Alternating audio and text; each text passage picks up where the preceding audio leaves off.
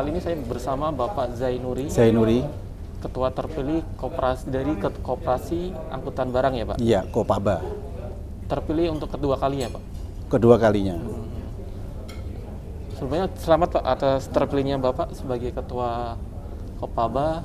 Mungkin sebelum Terima kasih. Ke inti masalah Pak, mungkin dari periode sebelumnya apa yang sekiranya ke depan masih belum terlaksana dan akan dilaksanakan untuk periode yang ini? Iya. Sangat berbeda periode pertama sama kedua ini karena perkembangan teknologi yang begitu cepat ya. Ke depan di hadapan kita ada program NLE, juga kita harus menyesuaikan. Ada juga single TID yang mensyaratkan macam-macam. Jadi kalau kita tidak mengikuti itu bakal ketinggalan. Dan syarat-syaratnya juga cukup berat, sebetulnya normal saja, tapi karena sebelumnya terlalu biasa, sekarang IT-nya sudah luar biasa. Jadi kita Kopaba yang jumlahnya sampai 800 lebih itu, kita mesti sosialisasi dan kita ajak bersama untuk bisa mengikuti program-program yang terbaru ini. Secara spesifik NLE ini persiapan dari Kopaba Pak, apa yang dipersiapkan Pak? Ya, NLE ini sebetulnya produk dari pemerintah. Di depan adalah Bea Cukai untuk digitalisasi teknologi arus barang masuk dan keluar Indonesia. Kopaba yang usahanya adalah angkutan, ini kita bekerja sama dengan platform-platform dan memang sekarang lagi kita kerjasamakan untuk bisa terkonek dengan NLE, sehingga apa yang disyaratkan di NLE itu pertama ya kita ikuti dulu syarat-syaratnya dulu, setelah itu kita kerjasama sama platform untuk bisa matching dengan IT yang ada di Bea Cukai. Gitu. Sejauh ini sudah ada adaptasi digital, kan maksudnya secara bisnis kan masih banyak yang belum terbiasa untuk digital. Ya, secara perorangan memang belum semuanya, tetapi kita tidak pungkiri bahwa di antara 800 ini juga sudah ada yang mengikuti. Jadi kita masukkan dulu yang sudah mengikuti itu, nanti yang lain akan mengikuti.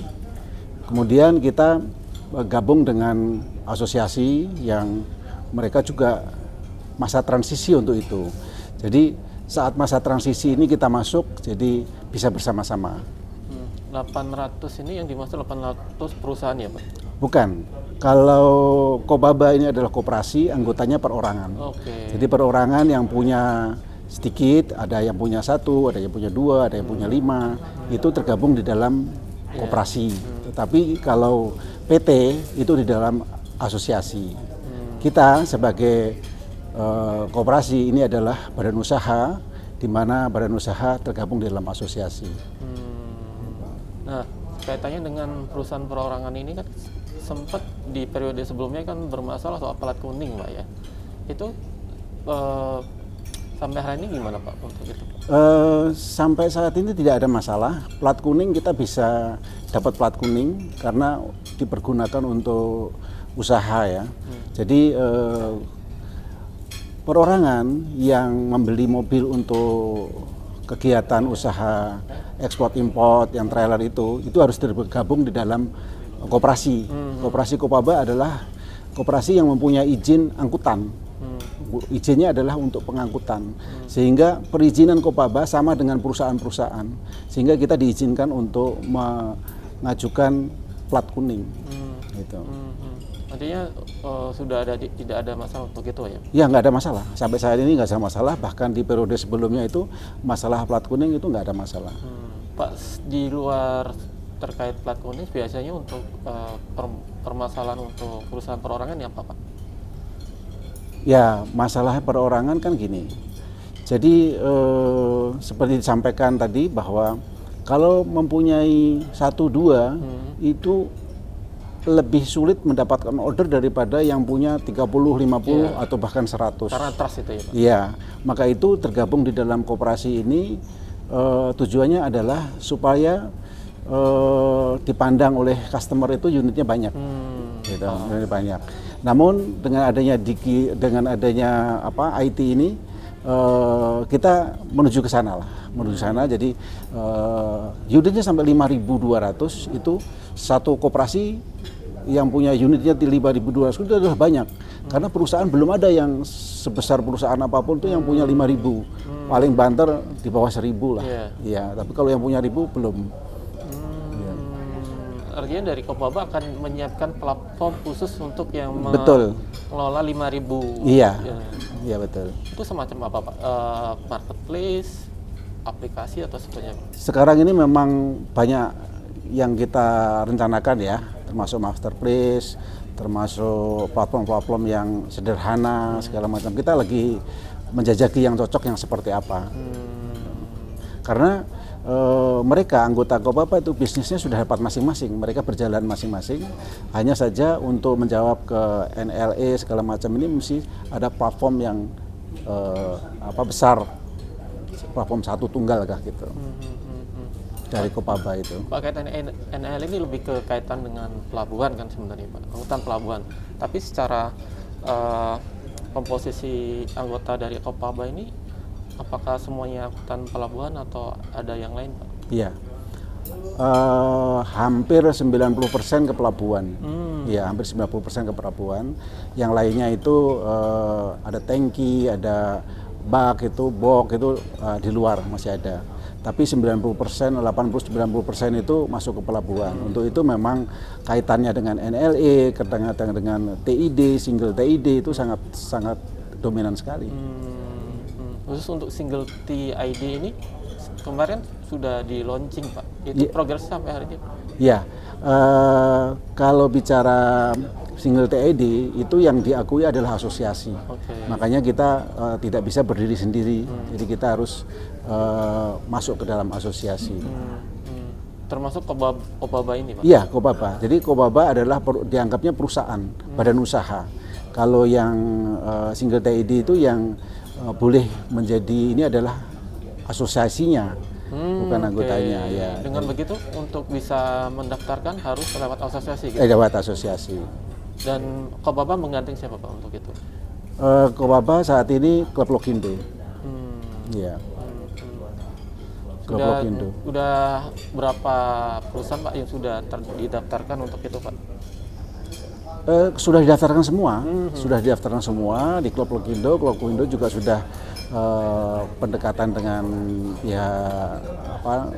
pelabuhan ya untuk single TID itu. Dan single TID itu memang baru soft launching kan, belum diterapkan full kan, masih masa transisi lah. Mungkin yang saya dengar sih mungkin sekitar 2 bulan ke depan lah baru bisa. Pak, di luar permasalahan plat kuning atau permasalahan perusahaan per orang lain itu kan ada kemarin wacana untuk batas usia kendaraan. Nah, sementara untuk rata-rata perusahaan per orang ini kan usia kendaraan kan rata-rata berumur semua Pak. Itu jadi kendala juga Pak? Iya, ke depan memang menjadi kendala. Artinya begini, ada 2 peraturan yang itu adalah peraturan nomor 5 Pemda. Itu umur kendaraan itu 10 tahun. Sementara peraturan dari kementerian itu 20 tahun. Dari asosiasi sudah mengajukan untuk bisa sesuai dengan kementerian. Atau kalaupun 15 tahun pun itu secara ekonomi masih bisa lah. Jadi dua-duanya itu sampai sekarang belum diterapkan secara lapangan gitu. Jadi di lapangan masih bisa, di atas itu juga masih jalan. Dari jalan. Kemarin juga kita menghadap Dirjen Darat, kita sampaikan volume kendaraan di Tanjung Priok ini sudah cukup banyak, bahkan lebih banyak daripada barang yang diangkut. Nah, ini bukan saja Kopaba, ini dari perusahaan-perusahaan itu, dari total semua itu jumlahnya lebih banyak daripada barang, sehingga akibatnya ya persaingannya yang luar biasa, harganya juga panting-pantingan begitu.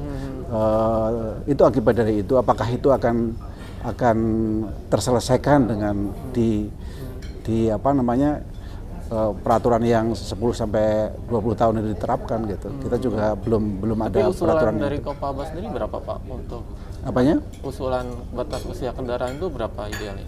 Kita mengikuti yang kementerian katanya itu lebih tinggi kan. Kementerian 20 tahun, kita 20 tahun. mengacu kepada 22 tahun. Dan kita mengharapkan keputusan yang sudah diluncurkan oleh kementerian itu yang dipakai. Di luar batas usia kan sebenarnya ada rencana juga penerapan Euro 4 Pak. Itu kan juga Iya. ada konsekuensi juga. Iya. Memang ke depan macam-macam ya.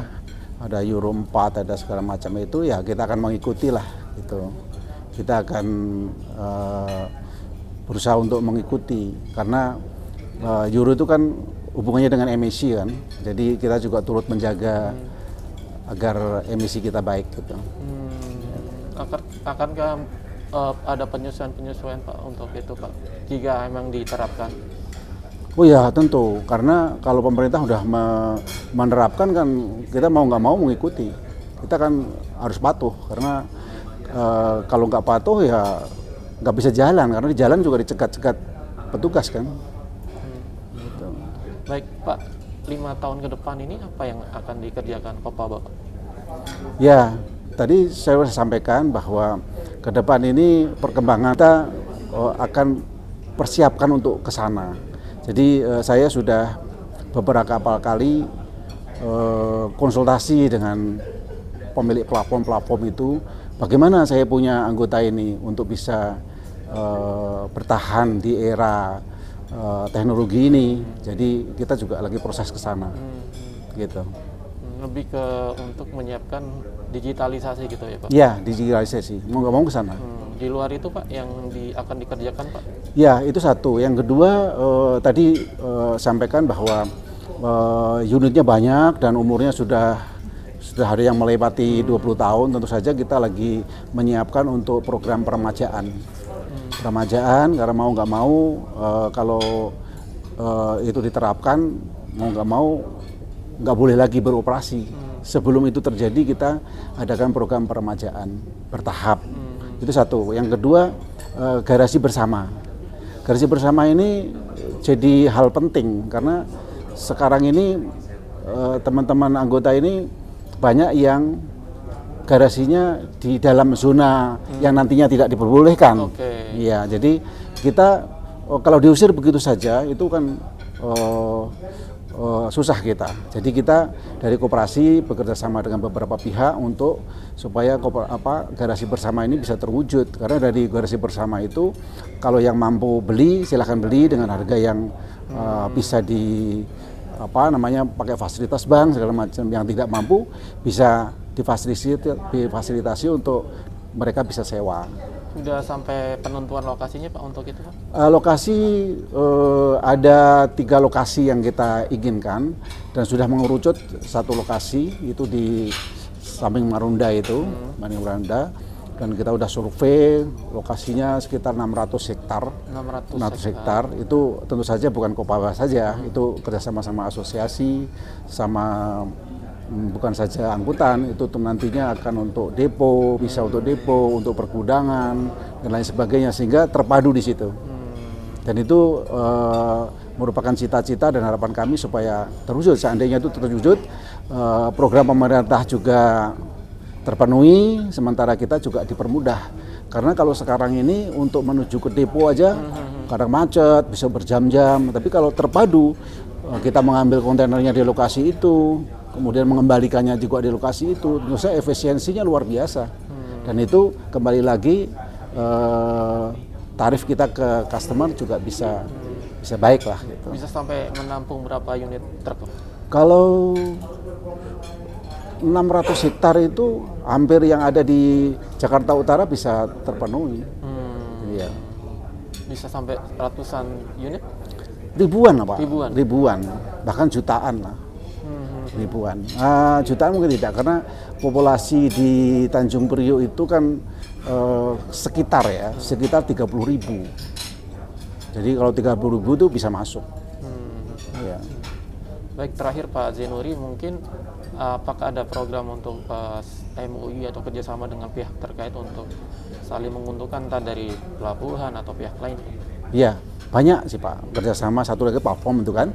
Platform itu kan kita tidak membuat sendiri, tapi kita kerjasama sama pemilik platform. Satu. Yang kedua, untuk sertifikasi juga kita tidak membangun LSP sendiri. Kita kerjasama sama LSP yang lain supaya pengemudi kita itu bisa dapat sertifikatnya. Karena itu juga merupakan persyaratan dari single TED itu. Tidak hanya SIM maksudnya Pak ya? Tidak aja SIM. Kalau SIM itu relatif kita urus saja, dan KIR, SIM, STNK itu kan dokumen yang sudah biasa kita urus. Tetapi sertifikasi ini dituntut supaya perusahaan anggota itu, perusahaan Kopaba itu bisa mempunyai armada yang berkeselamatan dan berkeamanan. Dan itu menjadi syarat untuk registrasi TID Pak ya? Untuk yang salah satunya adalah itu. Yang kedua memang untuk menjawab tantangan ke depan, bahwa semua perusahaan angkutan harus memperhatikan keselamatan dan keamanan. Dengan tujuan menekan kos bila ada kecelakaan. Tentu saja kos akan mengikuti, akan dengan sendirinya. Oke, baik, terima kasih Pak Zenori sudah menyempatkan waktu dengan Trasgo. Ya. Semoga program-programnya bisa terwujud semuanya. Ya, amin. Baik, amin. Salam sehat selalu Pak. Ya, salam sehat ya. Terima kasih.